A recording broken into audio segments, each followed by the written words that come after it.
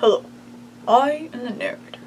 Before this episode begins, Maddie will be talking about a very magical world that might be right next door. Without further ado, the show begins. Good morning, everybody. My name is Maddie, and today we're going to be talking about Narnia. Where is this area located, and how do you get there? Information about the place. Now, knowing where Narnia is a bit of a hard thing to do. You see, it's kind of more of a dimension/overlapping world in which you can enter it if one or two things. You are either the son of Adam or the daughters of Eve. There's ways of entering it is a weird ways, is like going through a wardrobe, through a painting, doorways, or a magical ring. You don't go through a magical ring, I'm just thinking. Now, if you don't know Narnia, it's basically telling some of the stories in the Bible. Not so much through, like, the plot of Narnia, but some of the details. Let me explain, okay? So, Adam and Eve. They mention that quite a few times, where the main characters are the sons of Adam and the daughters of Eve. Well, Adam is the very first man that was created. And from that, God created Eve, the very first woman. There is also Aslan, who portrays as God in two ways. One, he sacrifices himself in the movie for Edmund, who has done wrong, and then rises at the break of dawn. He comes back to life, which recreates the story of how Jesus died on the cross for our sins, and then rose after 3 days at the break of dawn. There's also small detail where Aslan supposedly created Narnia and all the little creatures that inhabit it. Any secrets, curses, or something good or bad about this place? What does it look like? In the first movie, Chronicles of Narnia, there was this Ice Witch, alright? She's like the main antagonist, the bad guy. And she, for a very long time, had control over Narnia, which turned it into like an everlasting winter.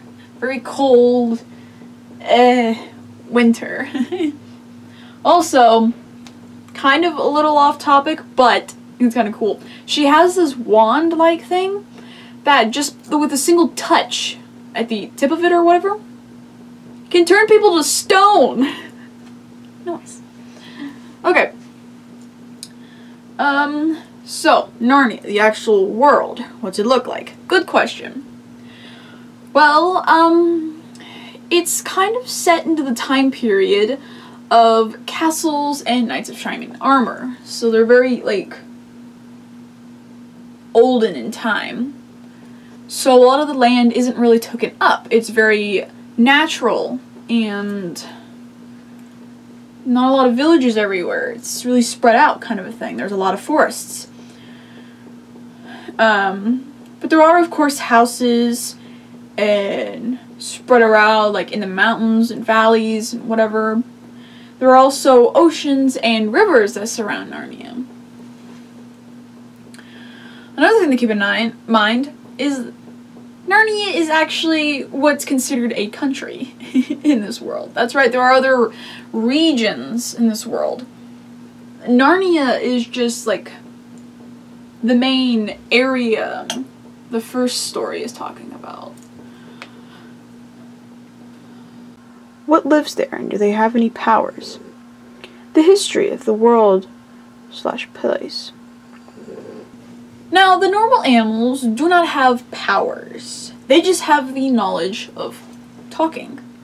But the other, like, mythical creatures, like unicorns, fauns, centaurs, cyclops, dwarves, phoenixes, griffins, and more, they come with their natural powers. like, you know, the phoenix they light on fire, that kind of a thing. So before Narnia became into movies, there were first books, and they were written by a man named Lewis, who was born in World War I, and I guess I shouldn't really say born into World War I and World War II. He lived through both of them. And he was also a professor who liked to write kids' books. And whenever he was very little and he was growing up, he played pretend with, wait for it, talking animals. That's right. That is where the spark of Narnia came into play, the talking animals. And a bunch more stuff in his life also created some of the details of Narnia. Does this place still exist? Questions. The story of Narnia almost immediately starts off with World War II and bombs dropping down on their heads. Once they survive the night, the four main characters are moved to the country to live with their relative, which is known as the Professor. It was not until the kids started playing hide and seek is when the little girl found the wardrobe to Narnia, where she met a faun that told the witch that had control of Narnia, but helped her escape due to his kindness.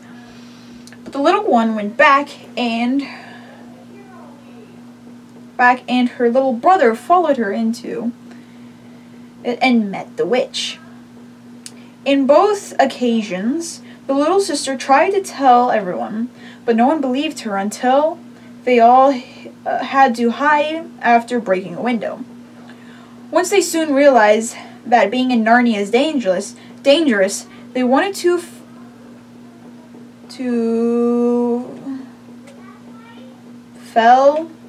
flee, but ran into the beavers that helped them understand why they were there, which is the prophecy that they are the ones to save Narnia. But there is a big problem with this, where the little brother is trusting the witch.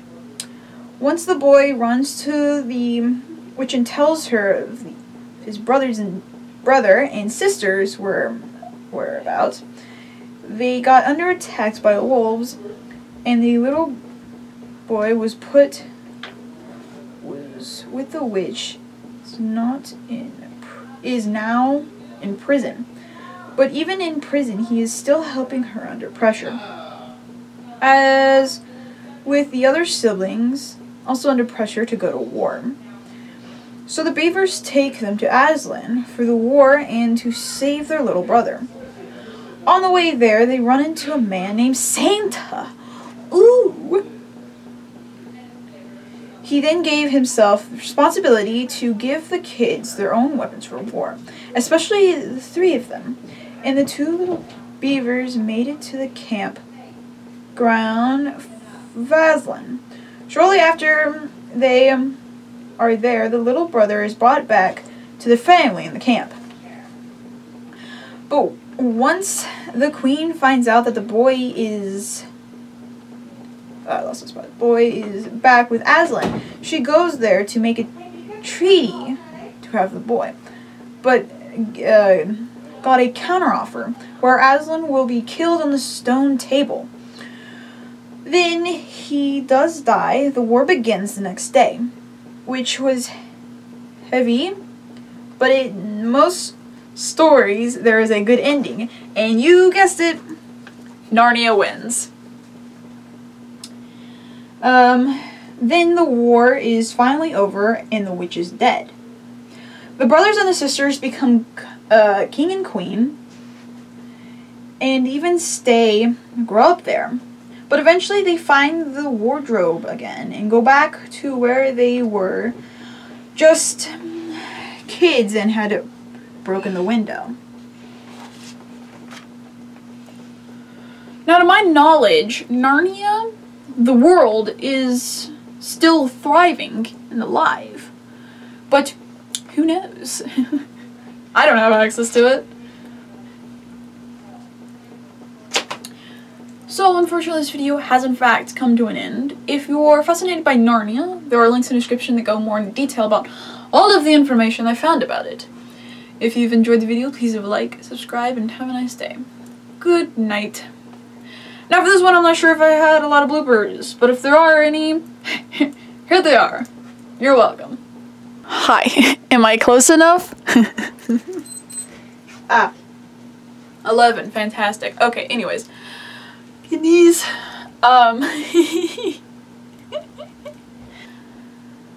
now, knowing that Narnia is...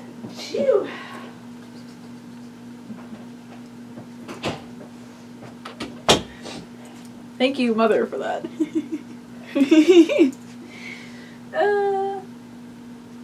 Okay. You know, just that small detail where he is actually a god. And he's like, okay, let's go to war, shall we? Yes, good idea.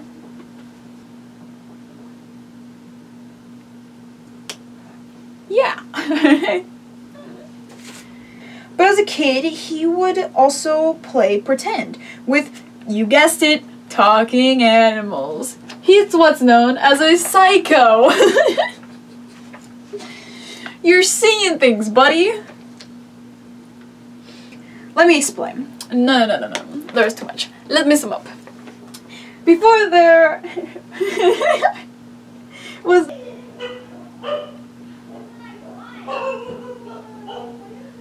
They're here! Nope, locking the door. Cooper is not coming in here.